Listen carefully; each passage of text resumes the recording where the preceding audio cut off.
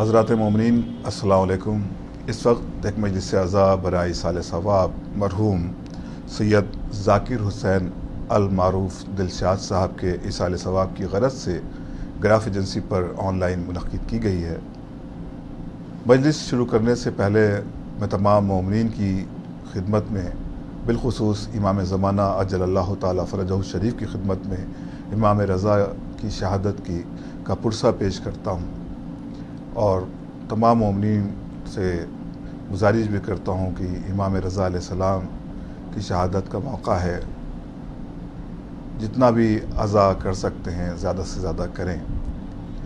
آئیے حضرات، کیونکہ ہم اس وقت مجلس سے اعزاء برائے ایصال ثواب سید ذاکر حسین المعروف دلشاد صاحب ابن سید محمد ذکی مرحوم کے ایصال ثواب کی غرض سے آپ کے درمیان حاضر ہوا ہوں۔ اس وقت کی مجلس کو خطاب فرمائیں گے خطیب اہل بیت عالی جناب مولانا صدف جونپوری صاحب قبلہ۔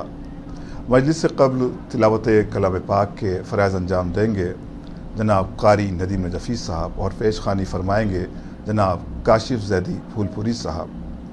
تو حضرات، باقاعدہ طور پر ہم مجلس کا آغاز تلاوت کلام ربانی سے کرتے ہیں، اور گزارش کرتے ہیں قاری محترم جناب قاری ندیم نجفی صاحب سے کہ وہ تلاوت کلام ربانی سے مجلس کا آغاز فرمائیں۔ اللہم صل علی محمد و آل محمد۔ اعوذ باللہ من الشیطان اللعین الرجیم۔ بسم اللہ الرحمن الرحیم۔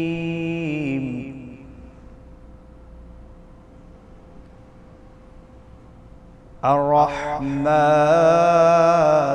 علم القرآن،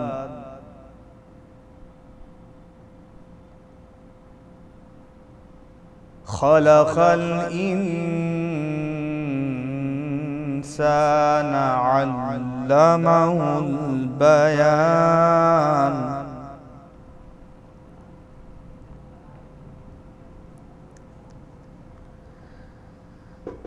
الشمس والقمر بحسبان، والنجم والشجر يسجدان،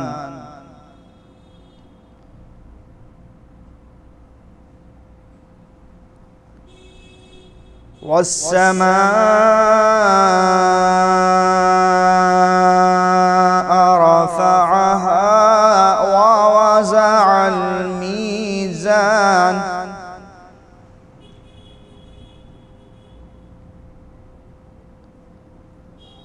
ألا تطغوا في الميزان،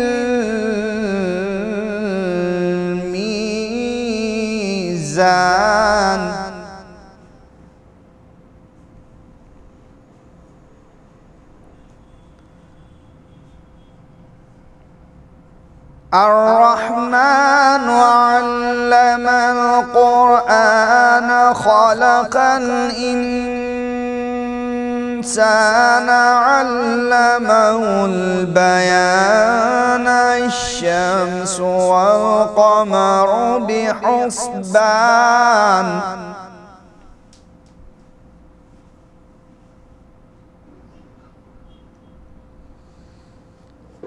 الشمس والقمر بحسبان، والنجم والشجر يسجدان،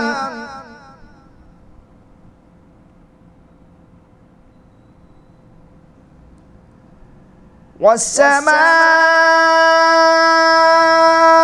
رفعها ووضع الميزان، ألا تطغوا في الميزان،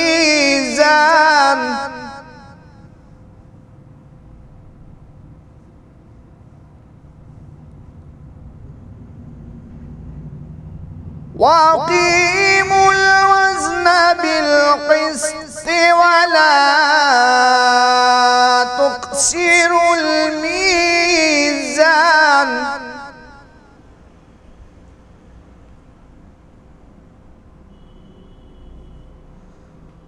والأرض وزعها للأنام فيها فاكهة والنخل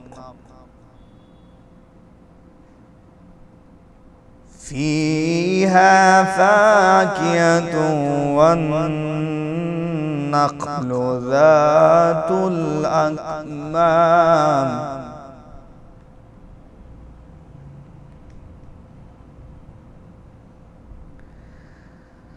والحب ذو العصف والريحان فبأي آلاء ربكما تكذبان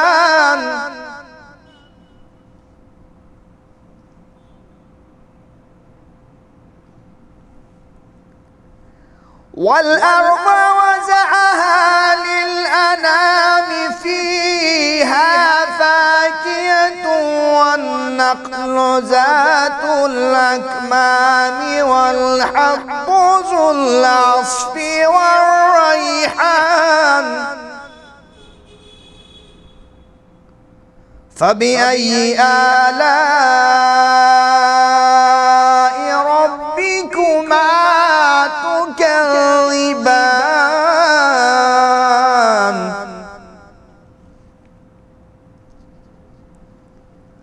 خلق الإنسان من صلصال كالفخار وخلق الجان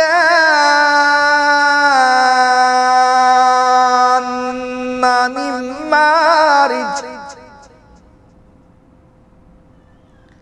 وخلق الجان من مارج من نار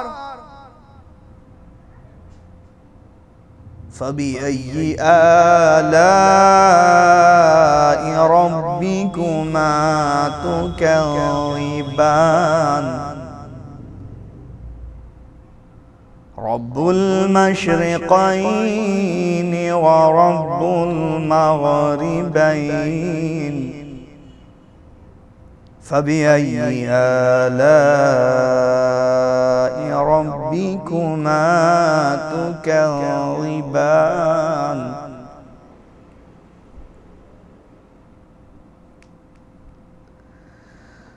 رب المشرقين ورب المغربين فبأي آلاء ربكما تكذبان مرج البحرين يلتقيان بينهما برزخ لا يبغيان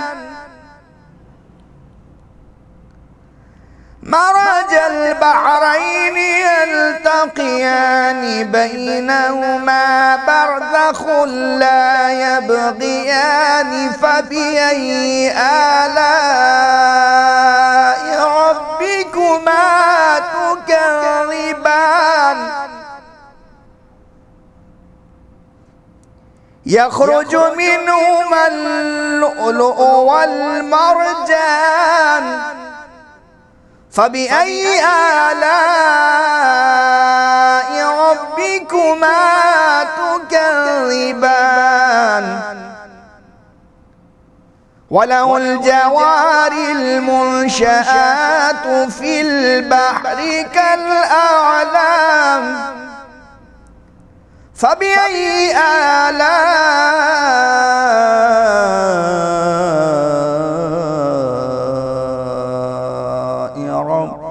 ربكما تكذبان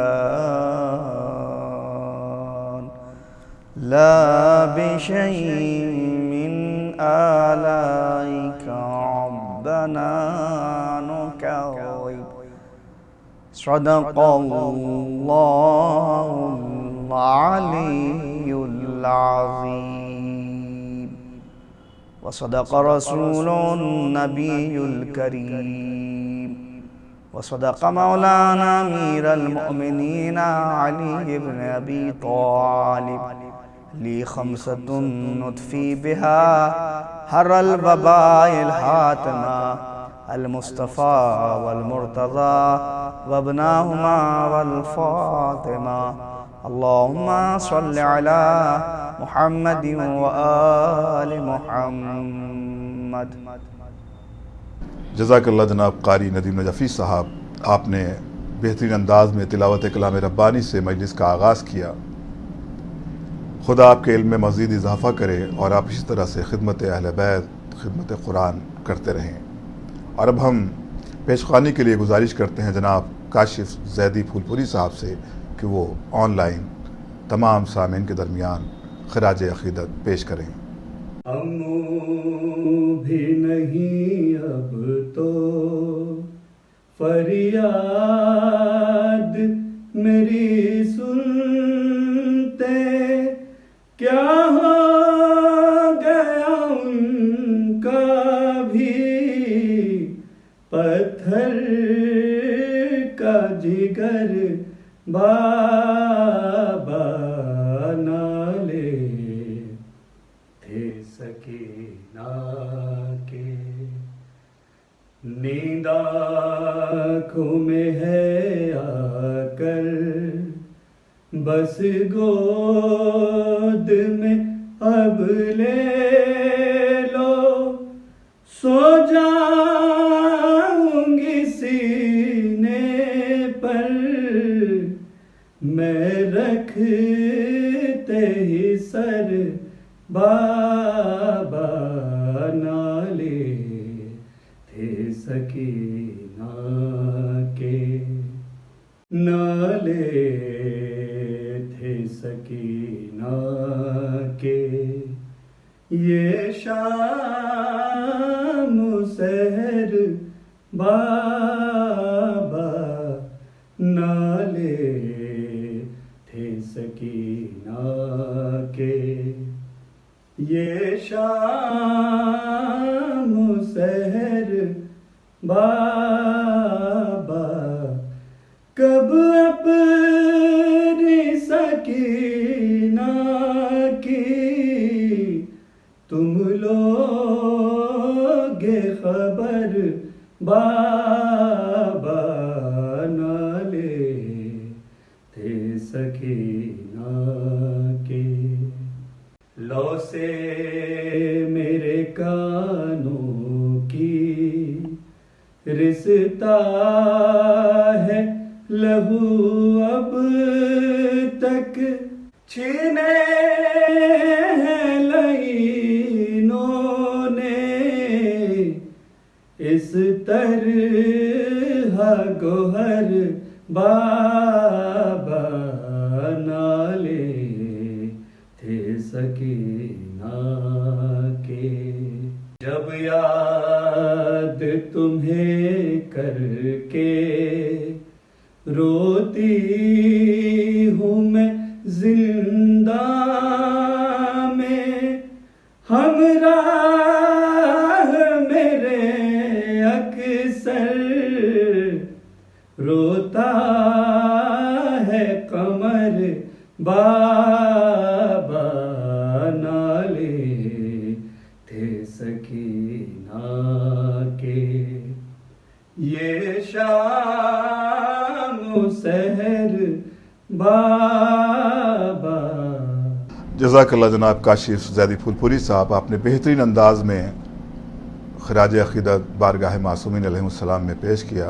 خدا آپ کو صحت کے ساتھ زندگی عطا کرے. حضرات، ہم باقاعدہ طور پر مجلس کا آغاز کرتے ہیں اور خطابت کے لیے گزارش کرتے ہیں خطیب اہل بیت عالی جناب مولانا صدف جونپوری صاحب سے کہ وہ مجلس کو خطاب فرمائیں. درخواست گزار ہوں کہ ایک مرتبہ سورہ فاتحہ اور 3 مرتبہ سورہ توحید کی تلاوت فرما کر سید ذاکر حسین عرف دلشاد بھائی مرحوم ابن سید محمد ذکی مرحوم کی روح کو ایصال فرما دیں. صلی اللہ علیہ وسلم.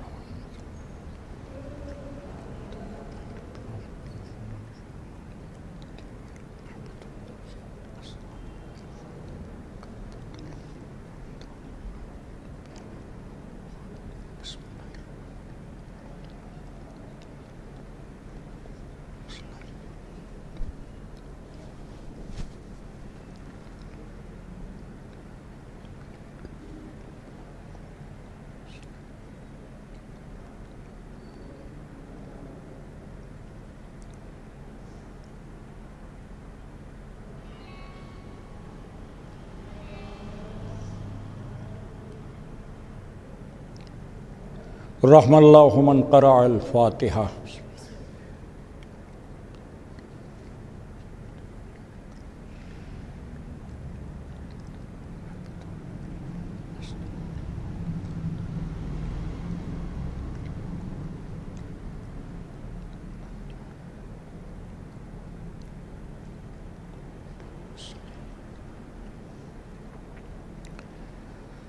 لا حول ولا قوة إلا بالله العلي العظيم۔ أعوذ بالله السميع العليم من الشيطان اللعين الرجيم۔ بسم الله الرحمن الرحيم۔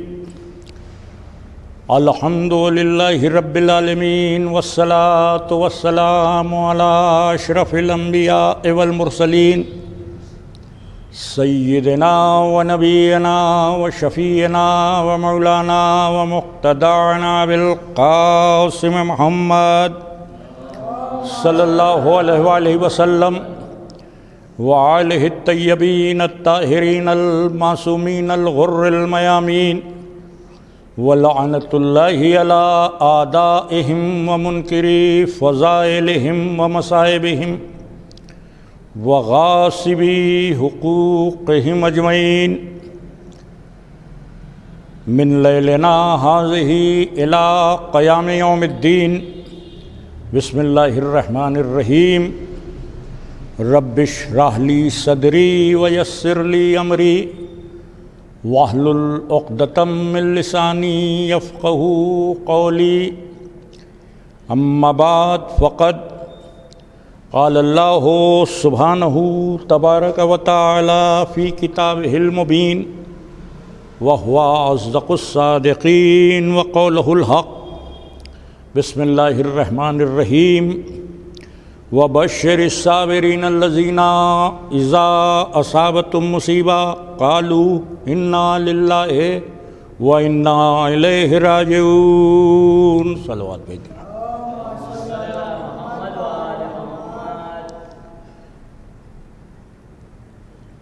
ایک مرحوم مغفور محب اہل بیت مولا حسین کے ماتمدار دلشاد بھائی، خدا انہیں کروٹ کروٹ جنت نصیب عطا کرے اور غریق رحمت کرے۔ ان کے ایصال ثواب کے لیے اس آن لائن مجلس کا انعقاد ہو رہا ہے، اور آپ کے سامنے اس مجلس کو خطاب کرنے کے لیے میں نے سورہ بقرہ کی 155ویں اور 56ویں آیت کی تلاوت کا شرف حاصل کیا، اور اسی کے ذیل میں آپ کی خدمات بابرکات میں کچھ باتیں عرض کرنا مقصود ہیں، اور بات مکمل ہو جائے۔ ارشاد گرامی قدر ہے کہ میرے رسول بشارت دے دیں، خوشخبری دے دیں ان لوگوں کو کہ جو مصیبت کے پڑنے پر صبر کرتے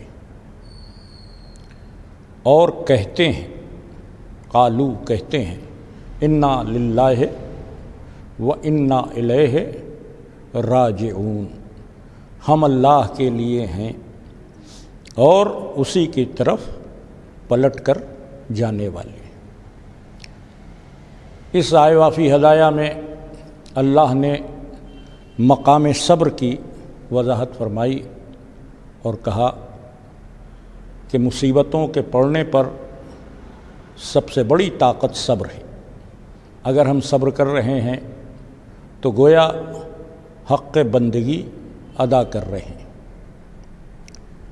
یہ جو لفظ صبر ہے یہ صبح شام ہم سنتے ہیں، کوئی بات ہوئی، کسی کو غصہ آیا، ہم نے کہا صبر کرو، لیکن حقیقت میں یہ صبر کیا ہے؟ اللہ نے کہا کہ مصیبتیں پڑتی ہیں تو صبر تمہارا مددگار ہے۔ اس بات کو آپ یوں محسوس کریں کہ جب مصیبتوں کے پہاڑ ٹوٹتے ہیں، جب انسان مصیبتوں کا شکار ہوتا ہے تو سب سے بڑا مرحلہ اس کے سامنے یہ آتا ہے کہ اس کے دوست، اس کے یار، اس کے ناصر، اس کے مددگار اس کو چھوڑتے چلے جاتے ہیں۔ کبھی کبھی گھر والے بھی ساتھ نہیں دیتے۔ تو مصیبت کی سب سے بڑی مصیبت یہ ہے کہ انسان تنہا ہو جاتا ہے، تنہائی۔ اور ظاہر ہے کہ تنہائی ایک بہت بڑا المیہ ہے، خدا نہ کرے کہ کوئی اکیلا ہو جائے۔ تو جب مصیبت پڑتی ہے تو انسان کی تنہائی بڑھ جاتی ہے۔ اچھے حالات تھے تو سب ساتھ تھے، مصیبتیں آئیں اور حالات خراب ہو گئے، بد سے بدتر ہو گئے، تو جو ساتھ والے تھے وہ منہ پھیر کے جانے لگے۔ اب یہاں سے صبر کا کام شروع ہوتا ہے۔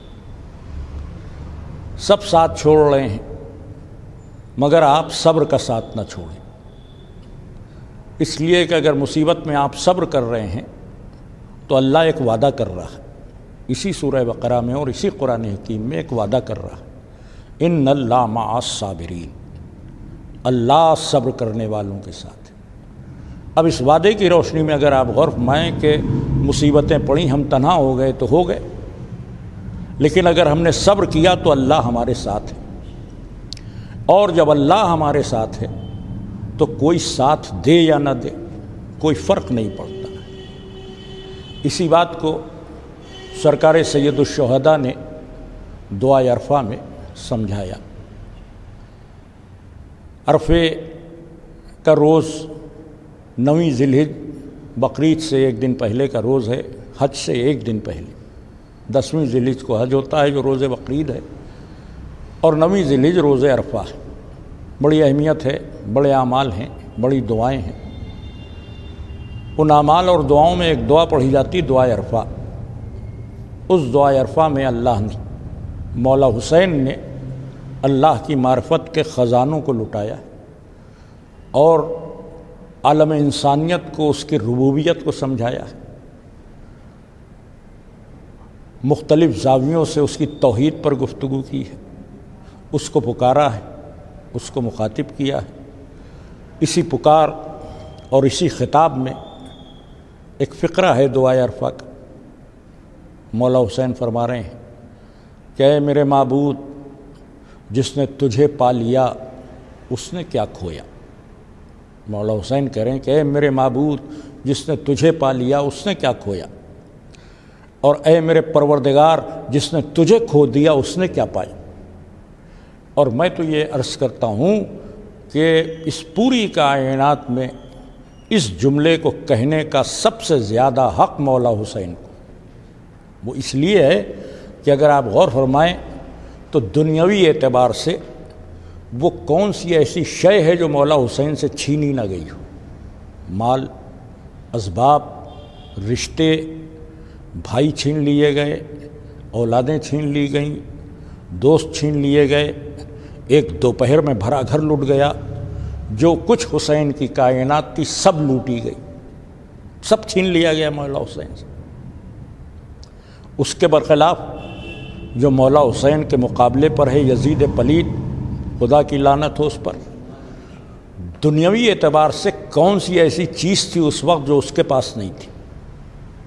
مال اس کے پاس، خزانہ اس کے پاس، سپاہی اس کے پاس، پیادے اس کے پاس، حکومت اس کے پاس، طاقت اس کے پاس، عیش و عشرت اس کے پاس، تعیش کا ہر سامان اس کے پاس، سب کچھ اس کے پاس تھا۔ سب کچھ مولا حسین سے چھین لیا گیا، لیکن مولا حسین کی آواز آفاقی ہے کہ تم سب چھین لو مگر خدا حسین کے ساتھ۔ اب جب خدا حسین کے ساتھ ہے تو آپ انجام بھی دیکھ لیں، سب کچھ چھن جانے کے بعد بھی صبح قیامت تک حسین درود و سلام میں زندہ ہے۔ سب کچھ تھا یزید کے پاس، دنیاوی طور پر سب کچھ ہوتے ہوئے بھی یزید وہ بدبخت ہے کہ جس کے ساتھ خدا نہیں۔ جب اس کے ساتھ خدا نہیں ہے تو صبح قیامت تک عذاب و لعن کا قیدی بنا ہوا ہے، تو خدا کا ساتھ بندگی کو حسینیت پر پہنچا دیتا ہے، اور جب خدا کا ساتھ نہیں ہوتا تو انجام یزید جیسا ہو جاتا. اسی بات کو سمجھایا مولا حسین. آواز دی کہ اے میرے معبود، جس نے تجھے پا لیا اس نے کیا کھویا؟ اس کا کچھ نہیں گیا. اور اے میرے معبود، سب کچھ ہوتے ہوئے بھی اگر کسی نے تجھے کھو دیا تو اس نے کچھ نہیں پایا. تو یہ ہے صبر، کہ اگر ہم صبر کر رہے ہیں تو اللہ ہمارے ساتھ. صبر اس طاقت کو کہتے ہیں کہ جو مصیبتوں میں کام آتی. اب اس صبر پر لوگوں کی الگ الگ رائے ہے، لوگوں کی الگ الگ باتیں ہیں. کچھ لوگ کہتے ہیں کہ صبر کے معنی یہ ہیں کہ کسی تکلیف کا احساس ہی نہ ہو، آپ پر مصیبت پڑتی رہے اور آپ احساس ہی نہ کریں. کسی نے کہا صبر کے معنی ہے کہ جتنی بھی مصیبت پڑے احساس بھی ہو تو آپ کی آنکھوں سے آنسو نہ نکلے. یہ سب صبر کی غلط تعبیریں ہیں، اور بڑے بڑے علماء یہ تعبیریں پیش کرتے. صاحب آپ کو احساس ہی نہ ہو مصیبت کا تو بے حس ہونا صبر نہیں ہے. بے حسی بے غیرت تو بنا سکتی ہے، صابر نہیں بنا سکتی. اگر آپ کو کسی بات کا احساس ہی نہیں ہے تو پھر آپ کے صبر کی کوئی قیمت ہی نہیں ہے. آپ کو تو احساس ہی نہیں ہو. صبر کی قیمت تو اسی وقت ہے کہ جب احساس ہو. بغیر احساس کے صبر کی کوئی قیمت نہیں. تو بے حسی صبر نہیں کہلاتی. یہ نظریہ بالکل غلط ہے کہ آپ کو کوئی تکلیف ہی نہ ہو، کوئی درد ہی نہ ہو. بعض لوگوں نے کہا نہیں درد تو ہو، روئیں نہ، آنسو نہ بہائیں. تو یہ بھی احمقانہ بات ہے. اس لیے کہ اسلام کبھی فطرت کے تقاضوں پر پابندی لگاتا ہی نہیں، اور جو دین فطرت کے تقاضوں پہ پابندی لگائے وہ اللہ کا دین نہیں ہو سکتا. کچھ چیزیں فطرت ہیں، تو آنسو بھی فطرت کا تقاضا ہے. اب اس وقت گرمی ہے اور میں مجلس پڑھ رہا ہوں تو پسینہ بہہ رہا ہے. اب آپ نیچے سے کہیں کہ آپ بڑے بے صبرے ہیں، ذرا سی گرمی نہیں برداشت، پسینہ بہا رہے ہیں، تو میں کہوں گا کہ بھائی آپ ہوش کے ناخون لیں. آپ کی عقل گھاس چرنے چلی گئی ہے. جب گرمی پڑے گی تو پسینہ بہے گا. تو پسینے کا گرمی میں بہنا بے صبری نہیں. ٹھنڈک ہے بلا کی اور آپ کپ کپا رہے ہیں، سویٹر نہیں پہنے. اب ہم آئے، ہم نے کہا میں ذرا سی ٹھنڈک نہیں برداشت، صبر نہیں کر سکتے. آپ کہیں دماغ خراب ہے، ٹھنڈک ہے تو کپ کپی آنا فطرت ہے. جس طرح گرمی میں پسینہ آنا فطرت ہے، جس طرح ٹھنڈک میں کانپنا فطرت ہے، ویسے ہی جب دل پہ چوٹ لگے گی تو آنسو کا بہنا فطرت ہے. تو اس فطرت کو نہیں روکا جا سکتا. یہ کہنا کہ رونا خلاف صبر ہے، یہ وہی کہہ سکتا ہے کہ جو نہ عقل رکھتا ہو، نہ شعور رکھتا ہو، نہ جو دین کی معلومات رکھتا ہو. رونا خلاف صبر نہیں ہے. اب یہ نظریہ کہ رونا خلاف صبر ہے، یہ نظریہ آج سے نہیں، بہت پہلے سے. عہد پیغمبر میں حضرت رسول کریم کے فرزند جناب ابراہیم کا انتقال ہوا. جناب ابراہیم اور مولا حسین دونوں ہم عمر تھے. جناب ابراہیم رسول کی زوجہ ماریہ قبطیہ کے بطن سے پیدا ہوئے. سن 8 ہجری میں غالباً آپ نے انتقال فرمایا. تو مولا حسین اور حضرت ابراہیم دونوں رسول کی گود میں بیٹھے تھے. ایک زانو پر مولا حسین تھے، ایک زانو پر آپ کے بیٹے حضرت ابراہیم تھے. اتنے میں جبرائیل آئے اور کہا کہ اللہ بعد درود و سلام کے یہ کہتا ہے ان دونوں بچوں میں سے ایک بیٹے کو آپ واپس کر دیے، چاہے حسین کو چاہے ابراہیم کو. تب رسول کے لیے بڑی سخت منزل ہے. ایک دل کا ٹکڑا ہے، بیٹا ہے. ایک بیٹی کا بیٹا ہے، وہ بھی دل کا ٹکڑا ہے. تو تاریخ کہتی رسول نے کبھی اپنے بیٹے کو دیکھا، کبھی مولا حسین کو دیکھا، اور جبرائیل سے کہا کہ اللہ سے کہہ دو کہ ابراہیم کو میں نے اس کی راہ میں دے دیا. تو جبرائیل نے سوال کیا کہ آپ نے اپنے بیٹے کو دے دیا، حسین کو روک لیا. تو رسول اللہ نے فرمایا کہ وہ میرا بیٹا ہے، یہ میری بیٹی فاطمہ کا بیٹا ہے، اور مجھے معلوم ہے کہ حسین کے بغیر میری بیٹی فاطمہ جی نہیں سکتی. یہیں سے آپ عظمت حسین کا اندازہ لگائیے کہ حسین اس ذات گرامی کو کہتے ہیں کہ جس پر محمد اپنا بیٹا قربان کر. تو جب رسول اپنا بیٹا قربان کر سکتے ہیں تو ہم جیسے جتنے بھی حسین پر قربان ہو جائیں یہ قربان ہونے والوں کا شرف ہے. تو پیغمبر اکرم نے جیسا کہا کہ ابراہیم کو لے لیا جائے تو ان کا انتقال ہو گیا، طبیعت خراب ہوئی. تو جب انتقال ہوا تو رسول اللہ جنازے میں شریک بھی تھے، رو بھی رہے تھے. قبر میں اترے اور پھر یہ کہہ کر نکل آئے کہ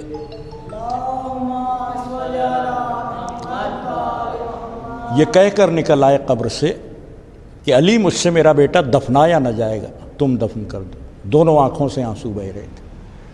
تو جب پیغمبر رو رہے تھے تو پیغمبر کے صحابہ میں سے ایک بزرگ لمبے قد کے، انہوں نے اعتراض کیا کہ آپ رسول ہو کر روتے ہیں، جیسے نعوذ باللہ رونا کوئی عیب.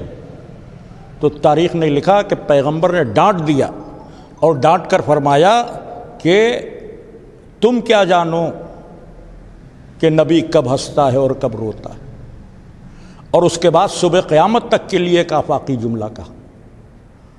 عجب جملہ ہے جو تاریخ کی کتابوں میں محفوظ ہے کہ جب کہنے والے نے کہا آپ رسول ہو کر روتے ہیں تو پیغمبر نے کہا کہ دل ہے تو غم ہوگا، آنکھیں ہیں تو آنسو بہیں گے. ایک پورے فطرت کے رشتے کو واضح کر دیا کہ دل کا تقاضا یہ ہے کہ اس میں غم ہو، درد ہو، آنکھوں کا تقاضا یہ ہے کہ اس سے آنسو بہیں. اب جو غم نہیں رکھ کر سکتا اس کے دل کی جگہ پتھر رکھا ہوا، اور جس کی آنکھوں سے آنسو نہیں بہہ سکتے وہ آنکھیں رکھتے ہوئے بھی نابینا ہے، اس کو بینا نہیں کہا جا سکتا. کیونکہ رونا بھی خلاف صبر نہیں ہے، فطرت کا تقاضا ہے، اور غمزدہ ہونا بھی فطرت کا تقاضا ہے.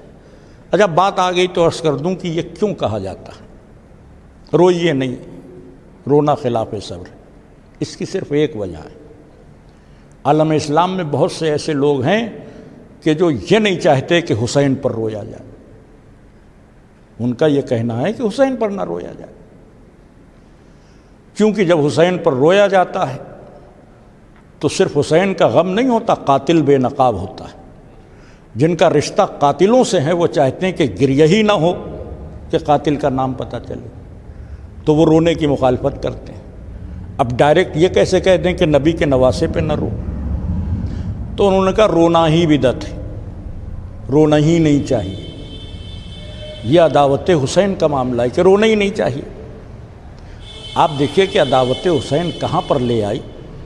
ایک حسین پر رونے کے بغض میں وہ مار پڑی کہ اب اپنے مردے پہ بھی نہیں رو سکتے، کیونکہ جب روئیں گے تو کہا جائے گا رونا بدعت. اکثر انتقال ہو گیا، بیٹا رو رہا ہے باپ کی میت پر، تو ریش دراز بزرگ سمجھا رہے ہیں رو نہیں رو نہیں.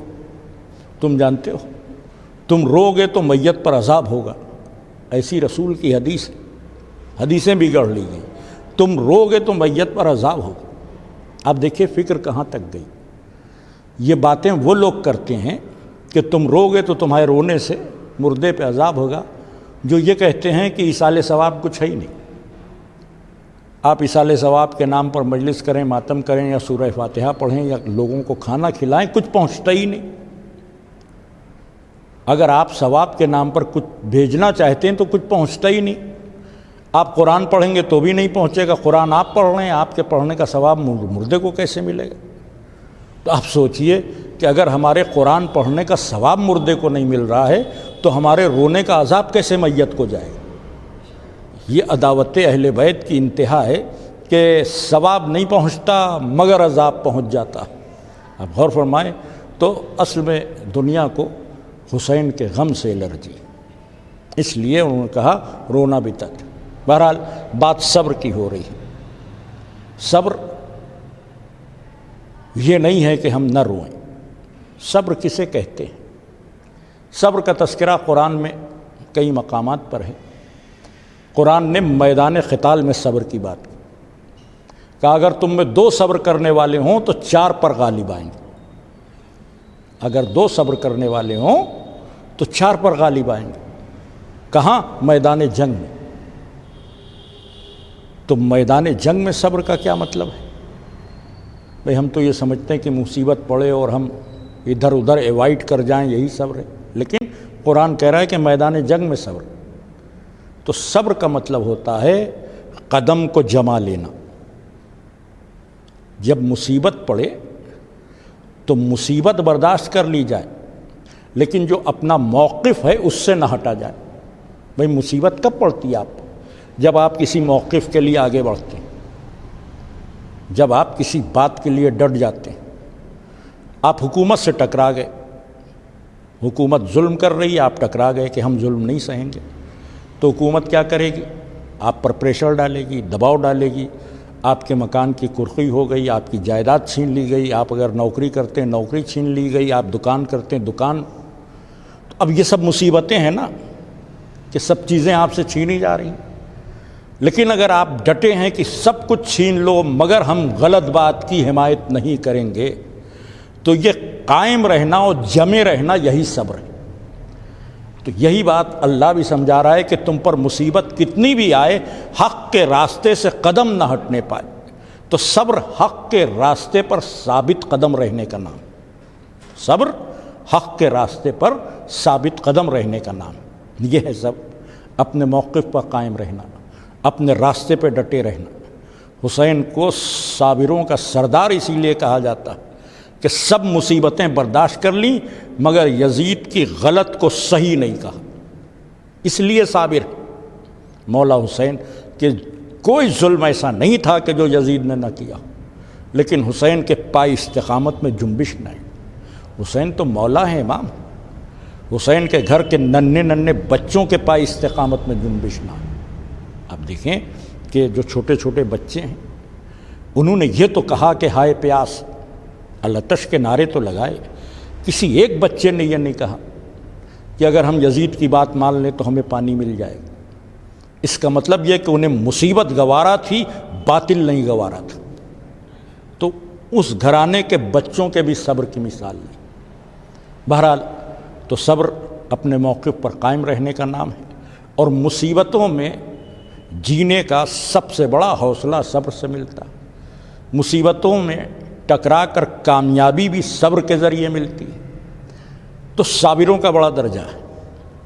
اب جو آیت کا اگلا ٹکڑا ہے وہ صابروں کی پہچان بتا رہا ہے۔ وَبَشِّرِ الصَّابِرِينَ الَّذِينَ إِذَا أَصَابَتْهُمْ مُصِیبَۃٌ اے میرے رسول بشارت دے دیے ان کو کہ جو صبر کرتے ہیں۔ کب؟ جب ان پر مصیبت پڑتی ہے۔ اب یہ لوگ جو صبر کرتے ہیں جب ان پر مصیبت پڑتی ہے تو قالو یہ کہتے ہیں، کیا کہتے ہیں؟ انا للہ و انا الیہ راجعون، ہم اللہ کے لیے ہیں اور اسی کی طرف لوٹ کر جانے والے ہیں۔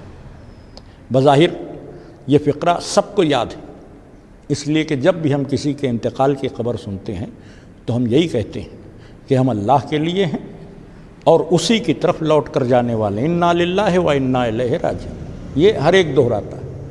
عام طور پر بچے یہ سمجھتے ہیں کہ اس فقرے میں کوئی موت کی بات ہے، اس فقرے میں موت کی بات نہیں، یہ فقرہ زندگی کا پیغام ہے۔ بلکہ اگر میں یہ کہوں کہ سفر نامہ زندگی کی کتاب کی سرخی ہے یہ فقرہ، ہیڈنگ ہے، ہمارا جو زندگی کا سفر ہے اس کی سرخی، ہم اللہ کے لیے اور اسی کی طرف لوٹ کر جانے والے ہیں۔ اگر یہ ایک فقرہ ہمارے دل میں اتر جائے تو زندگی بدل جائے۔ اس لیے کہ ہم جو زبان سے کہہ رہے ہیں ہم اللہ کے لیے، ہم دل سے طے کر لیں کہ ہم تو اللہ کے لیے ہیں۔ تو جب ہم اللہ کے لیے ہیں تو ہماری ہر چیز اللہ کے لیے، ہمارا مال اللہ کے لیے، ہماری جان اللہ کے لیے، ہماری اولاد اللہ کے لیے، ہمارا سب کچھ اللہ کے لیے۔ تو اگر کچھ چلا جائے گا تو ہم کو یوں صبر آئے گا کہ اللہ کی امانت تھی، اللہ نے واپس لے لی۔ یہ ایک مرحوم کے انتقال کا موقع ہے، بیٹیاں ہیں، خاندان والے ہیں، رشتہ دار ہیں، بہت بے چین ہیں کہ باپ چلے گئے۔ لیکن یوں سوچئے کہ آپ بھی اللہ کے لیے ہیں اور وہ بھی اللہ کے لیے، اللہ کی امانت تھی، اللہ نے واپس لے لی، ہم اللہ کے لیے۔ اور اس کے بعد جو دوسرا فقرہ ہے وہ تو انقلاب لے آئے، ہمیں لوٹ کر اللہ کی طرف جانا۔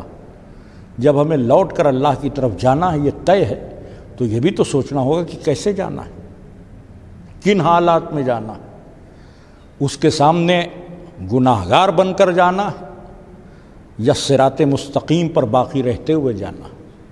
اگر ہر وقت یہ خیال رہے کہ ہمیں لوٹ کر اس کی بارگاہ میں جانا، ہمیں اللہ کی بارگاہ میں جانا، اگر ہر وقت یہ خیال رہے تو خیر کے سرچشمے کھل جائیں، گناہوں سے اجتناب ہونے لگے۔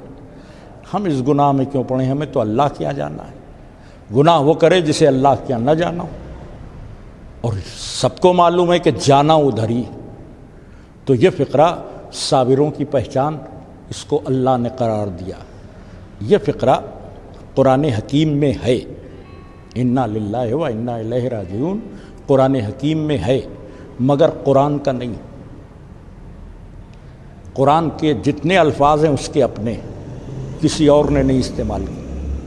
قرآن ساری باتیں اپنی کرتا ہے، کسی کی بات دہراتا نہیں، نقل نہیں کرتا۔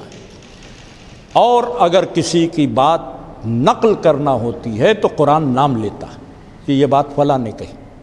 جیسے جناب موسیٰ نے کچھ کہا تو قرآن کہتا قال موسیٰ، یہ موسیٰ نے کہا۔ قال ابراہیم، یہ ابراہیم نے کہا۔ ظالموں کی بھی بات نقل کی، قال فرعون، یہ بات فرعون نے کہی۔ تو قرآن دوسروں کے جملوں کو بتا دیتا ہے، اگر نام نہیں لیتا تو اشارہ کرتا ہے۔ جیسے یہاں پر اشارہ کیا، یہاں نام نہیں لیا، یہاں کیا کہا، وَبَشِّرِ الصَّابِرِينَ الَّذِينَ إِذَا أَصَابَتْهُمْ مُصِیبَۃٌ، بشارت دیے ان صبر کرنے والوں کو کہ جو مصیبت کے پڑنے پر صبر کرتے ہیں، قالو کہتے ہیں۔ اس کا مطلب یہ کہا کسی اور نے ہے، کسی کی کہی ہوئی بات کو قرآن نے دہرایا۔ کیا کہتے ہیں، انا للہ و انا الیہ راجعون، ہم اللہ کے لیے ہیں اور اسی کی طرف لوٹ کر جانے والے۔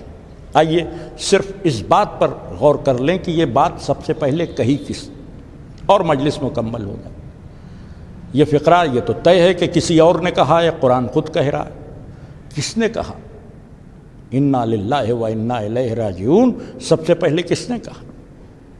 تو ہم جب تفسیر میں اور تاریخ میں جاتے ہیں تو ہمیں نظر آتا ہے ایک منظر جو احد کا منظر ہے۔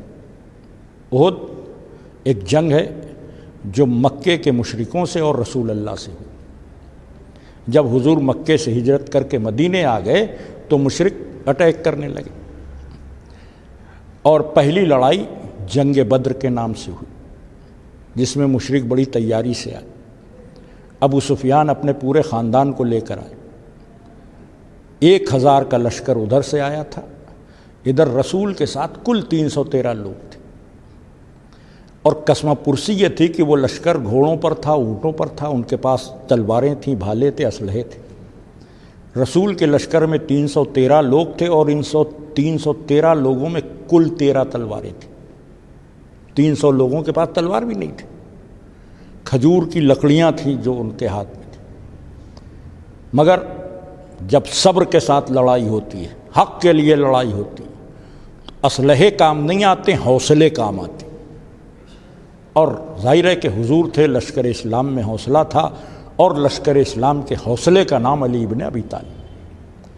تو وہ 313 کا لشکر، اور جب مقابلہ ہوا تو تنہا علی نے آدھے سے زیادہ لوگوں کو قتل کیا۔ جنگ بدر میں جتنے مشرک قتل ہوئے ان میں آدھے سے زیادہ علی نے مارے۔ ابو سفیان اور ہندا پورا خاندان غائب ہو گیا، عتبہ، شیبہ، ولید سب قتل ہو گئے اور بھاگے۔ جب بھاگے تو مکے میں جب پہنچے تو کسی کو یقین نہیں آ رہا تھا کہ یہ لوگ ہار کر آئیں، کیونکہ یہ عرب کے جنگجو تھے۔ تو ابو سفیان کی بیوی ہندا جو یزید کی دادی تھی، اس نے کہا اب پھر سے تیاری کرو، اب ہم لوگ چلیں گے، تم ٹھیک سے لڑے نہیں ہو۔ تو اگلی لڑائی احد کی ہوئی۔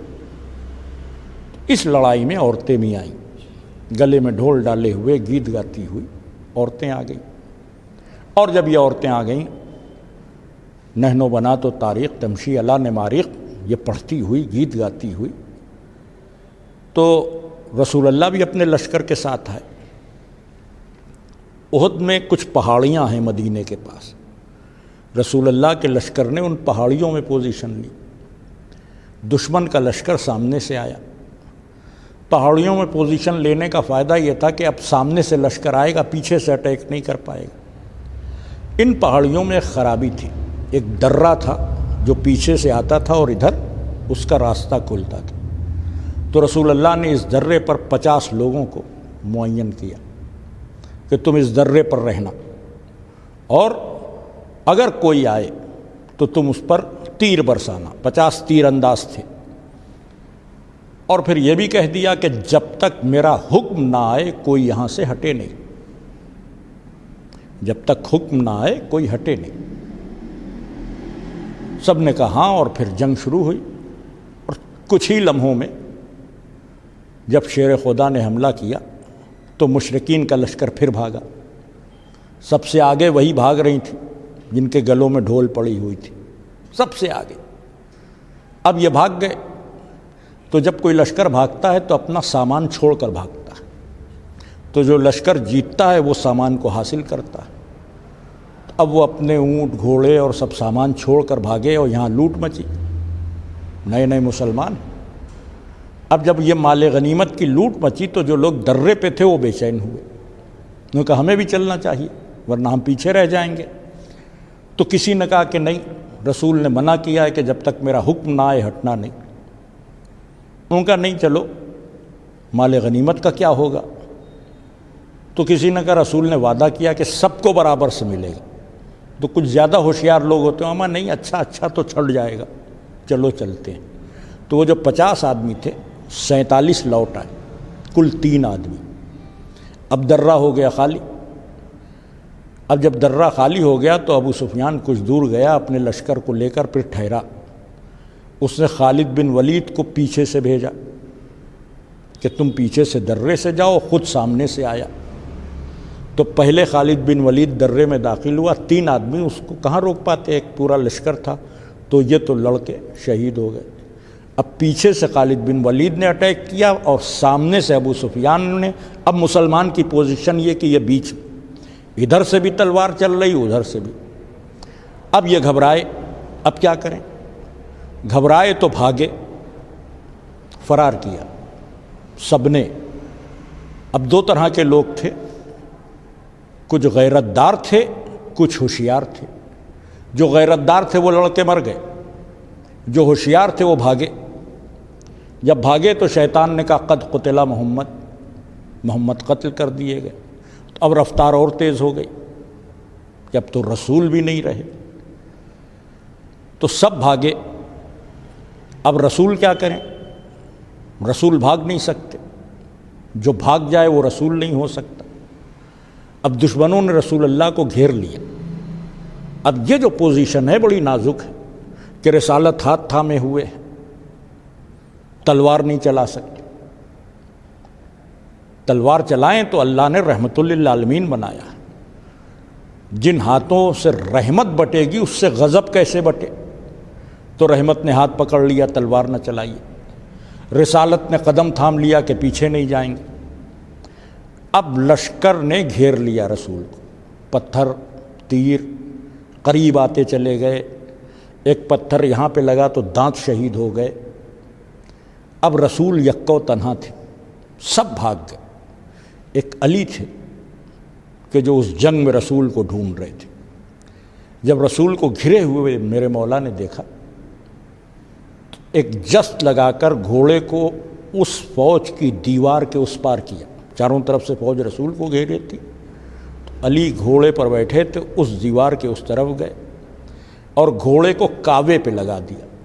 کاوے پہ لگانے کا مطلب ہوتا ہے گھوڑ سواری کی زبان میں کہ چکر دینا۔ تو چاروں طرف لشکر تھا، بیچ میں رسول تھے، علی کا گھوڑا کاوے پہ لگ گیا۔ اب علی یوں تلوار لیے ہیں اور گھوڑا چل رہا ہے اور گردنیں کٹ کٹ کے گر رہی ہیں، بس موت کی چکی چل رہی تھی، سر ابل رہے تھے اور علی کی تلوار چل رہی تھی، یہاں تک کہ رسول ایک گڑھے میں چلے گئے تھے۔ دشمنوں کو کاٹ کے علی نے رسول کی حفاظت کی اور گڑھے سے نکالا اور ہاتھوں پہ بلند کیا۔ شیطان نے کہا تھا قد قتل محمد، تو علی نے اپنے ہاتھوں پہ اٹھا کے کہا دیکھو محمد زندہ ہیں، کہاں چلے جا رہے؟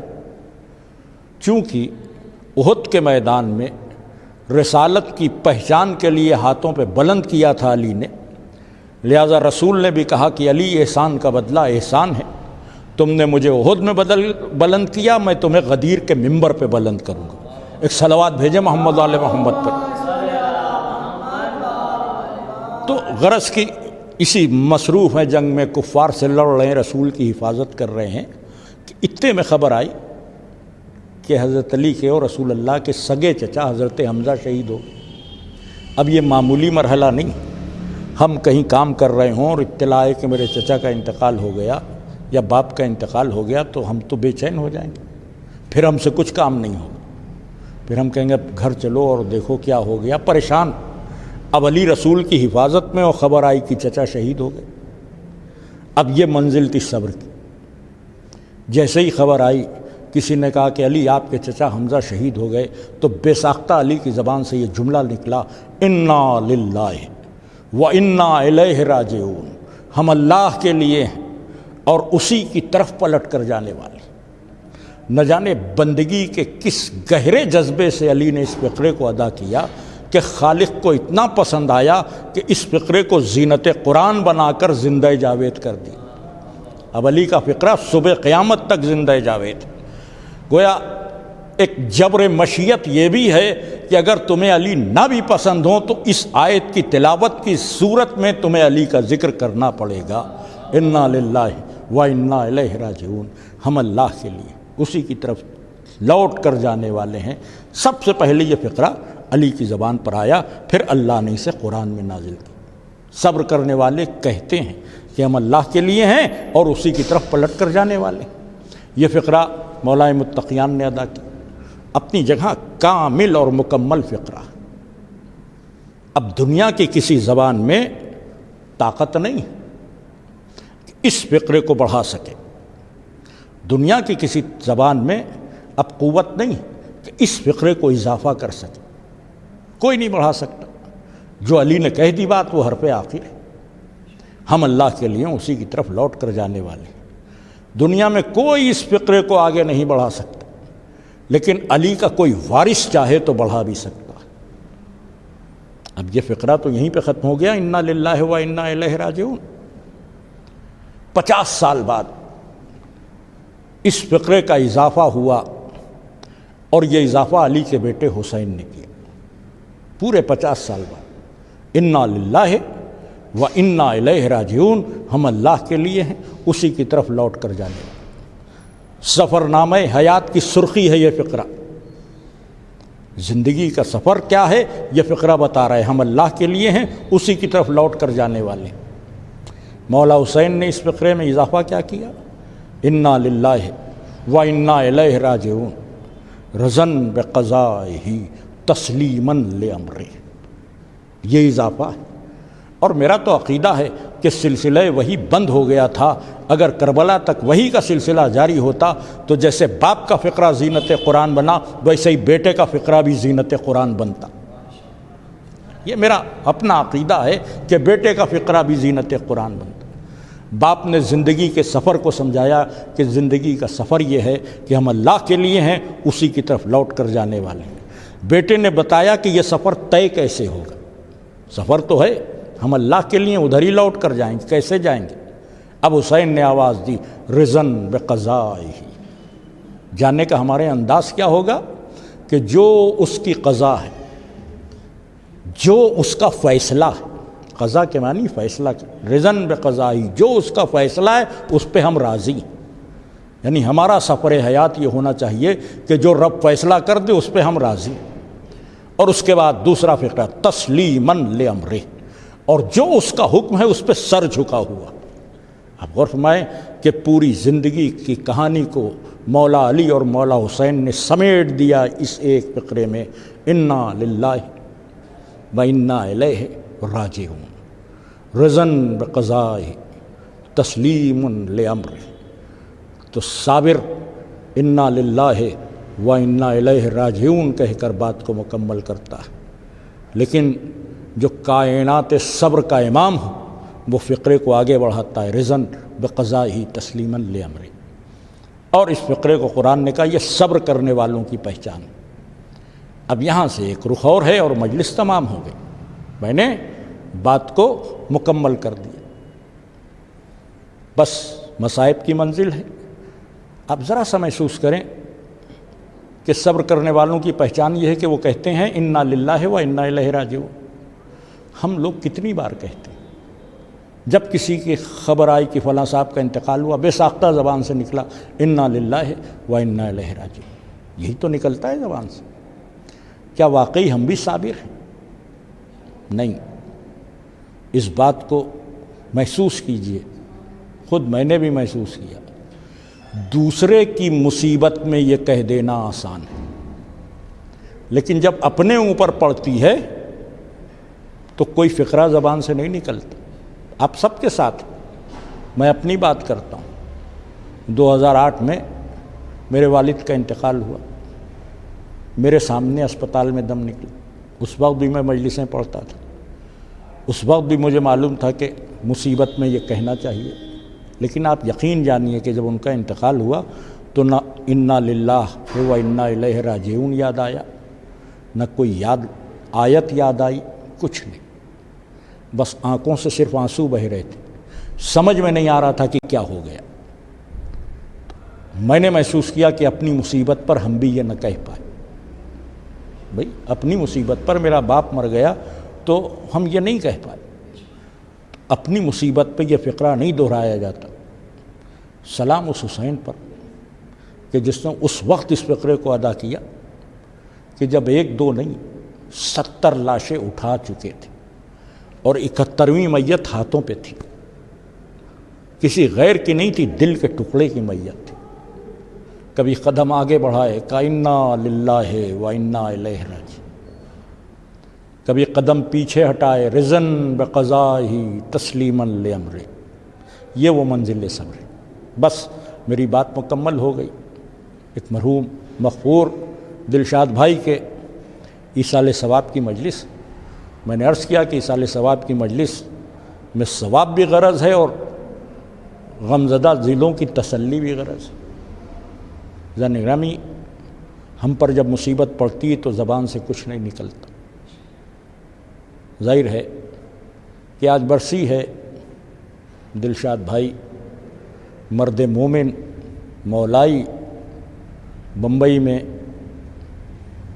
زینبیہ میں چہلم کا اشرا جب میں خطاب کرنے جاتا ہوں تو کافی فاصلے پہ رہتے، مگر 2-3 مجلسوں میں شرکت ضروری ہے۔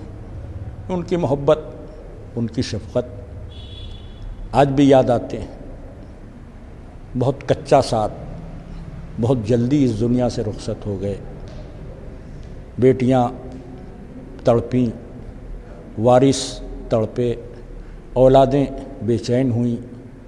آج دیسا بھی ہے۔ مرحوم کے داماد نے اس مجلس کا وعدہ لیا، انعقاد کیا، ان کے وسیلے سے ان کی اہلیہ کے لیے تسلیت و تعزیت، بیٹیوں کے لیے تعزیت، دونوں سے میں یہی گزارش کروں گا کہ جب دلشاد بھائی کا انتقال ہوا تو جو آیا اس نے سینے سے لگائے، جو آیا اس نے سر پہ ہاتھ پھیرا۔ یہی دستور دنیا۔ بیٹیوں سے کہوں گا کہ آپ کے باپ نہیں رہے تو بڑی بوڑھیوں نے سر پہ ہاتھ پھیرے۔ بس ایک حسین کی بیٹی ہے کہ بابا کی شہادت کے بعد کسی نے سر پہ ہاتھ نہیں پھیرا، کسی نے گالوں پہ تماچے مارے، کسی نے کانوں سے بندے کھینچے۔ جزاکم ربکم خیرا جزا۔ خدا کسی غم میں نہ رلائے سوائے غم مظلوم کربلا۔ جس بیوی کا سہاگ اجڑ گیا اس بیوی کو لوگوں نے تعزیت دی، جو رسم دنیا ہے وہ دستور نبھائے گئے ہوں، وہ تمام چیزیں کی گئی ہوں گی۔ جس کا سہاگ اجڑ جائے عورتیں اسے گھیر کے بیٹھ جاتی۔ تسلی، تعزیت۔ کربلا میں رباب کا سہاگ اجڑ گیا، اس اجڑے ہوئے سہاگ پر کسی نے تسلی کے 2 لفظ نہیں کہے، ہاں سر سے چادر ضرور چھین لی۔ کیا برا وقت تھا کربلا میں اس عظیم المرتبت بی بی کا کہ جس کا نام رباب ہے، اس بی بی کا کہ جس کا نام زینب ہے، ان بیویوں کا کہ جو اسیر ہو گئیں۔ عزیزان گرامی، گھر جل گیا، مکان لٹ گیا، عجیب مصیبت ہے، میں کیا عرض کروں۔ اگر کہیں آگ لگ جائے تو لوگ جمع ہوتے ہیں، آگ میں بچے ہوئے لوگوں کو نکالا جاتا ہے۔ خدا نخواستہ خبر آئے کہ آگ میں کچھ بچے پھنسے ہیں تو ان کو نکالا جائے گا، کوئی پانی پلائے گا بچے ہوئے لوگوں کو، کوئی بچوں کو گود میں لے کر ڈاکٹر کے پاس جائے گا۔ مگر حسین کی شہادت کے بعد گھر جل رہا تھا، جو بچے جلتے خیمے سے نکل رہے تھے تو بالوں کو پکڑ کر انہیں تماچے مارے جا رہے تھے۔ جزاکم ربکم خیرن جزا۔ کیا عرض کروں، کیا مصیبت کی گھڑی ہے کربلا۔ جان گرامی، یہی مسائب ایصال ثواب بھی ہیں اور یہی خاندان والوں کے لیے تسلی کا پیغام بھی۔ بس گفتگو مکمل ہو رہی ہے، آپ کی آنکھوں میں آنسو آ گئے، چند فقرے اور مجلس تمام ہو جائے۔ جیسا کربلا میں حسین کا گھر لوٹا، دنیا میں کسی کا گھر نہ لوٹا۔ شہادت کے بعد بیویوں کو اسیر کر لیا گیا اور 1 برس تک ان سیدانیوں کو اس طرح سے اسیر رکھا گیا کہ کوئی اپنے ورثہ پہ رو بھی نہ سکا۔ آپ تو آج دیسے کی مجلس کر رہے ہیں، لیکن حسین کے دیسے کا یہ عالم تھا کہ زندان شام تھا، سکینہ کی صدا تھی، آج ہی میں یتیم ہوئی، رونے کی آواز بھی زندان سے باہر نہ جائے۔ 1 برس کے بعد بیویاں رہا ہوئیں۔ بی بی سکینہ کی شہادت کے بعد کچھ ایسی تڑپ تھی رونے کی، کچھ ایسی حسرت تھی کہ جب یزید کی طرف سے یہ پیغام آیا کہ یہاں رہیے گا، کہ مدینے جائیے گا، تو علی کی بیٹی نے کہا ایک گھر خالی کر دو، ابھی ہم اپنے بھائی پہ روئے نہیں۔ گھر خالی ہوا۔ وہ شام کی عورتیں جو تماشا دیکھنے آئی تھیں آج سیاہ لباس پہن کر تعزیت میں آئیں، آج تعزیت میں آئیں۔ سب نے حسین کا پرسہ لیا، لیکن جس بیٹی کو باپ بہت یاد آتا تھا آج وہ بیٹی نہیں تھی، جس کے دل میں خواہش تھی کہ ہم اپنے بابا کا 40واں کب کریں گے، چہلم کب کریں گے، وہ دنیا میں نہیں تھی۔ بس مجلس تمام ہو رہی ہے، 3 دن گریہ وزاری ہوتا رہا۔ تیسرے دن لٹے ہوئے سامان واپس آئے۔ جب لٹے ہوئے سامان واپس آئے، سب سامان آیا، تو چوتھے امام نے یزید سے کہا کہ ان لٹے ہوئے سامانوں میں ایک جلا ہوا جھولا بھی ہوگا۔ یزید نے کہا تھا تو اس بوسیدہ سے جھولے کی کیا اہمیت ہے؟ کہ یزید تیرے لیے کوئی اہمیت نہ ہو، میں نے زندان کی راتوں میں اکثر دیکھا کہ میری ماں رباب اگر کبھی دیوار سے ٹیک لگا کر سو گئی تو تصور میں یوں ہاتھ ہلاتی ہے کہ جیسے آج بھی اپنے بے شیر کو جھولا جھلا رہی ہو۔ سامان واپس آیا۔ روایات میں ہے کہ جب سامان واپس آیا، چادریں تشت میں رکھی گئیں تو ہر بیوی نے ایک ایک چادر اپنے سر پہ رکھ لی۔ جس بیوی کی جو چادر تھی، ہر بیوی کے سر پر چادر چلی گئی، مگر تشت میں ایک ننھی سی چادر رکھی تھی۔ ام رباب بڑی حسرت سے اس چادر کو دیکھ رہی تھیں۔ ایک بار آگے بڑھی، چادر کو لے کر سینے سے لگایا، زندان کا رخ کیا، اے میری بچی سکینہ کہاں ہے؟ آج ماں تجھے چادر اوڑھا دے، اے بیٹی آج ہم بے ردا نہیں ہیں۔ واہ حسینہ واہ مظلومہ، علی لعنت اللہ علی القوم الظالمین، سیعلم الذین ظلموا ای منقلب ینقلبون، انا للہ و انا الیہ۔ آپ حضرات سے درخواست ہے کہ 1 مرتبہ سورہ فاتحہ اور 3 مرتبہ سورہ توحید کی تلاوت فرما کر دلشاد بھائی مرحوم یعنی ذاکر حسین، سید ذاکر حسین ابن سید محمد ذکی مرحوم کی روح کے ساتھ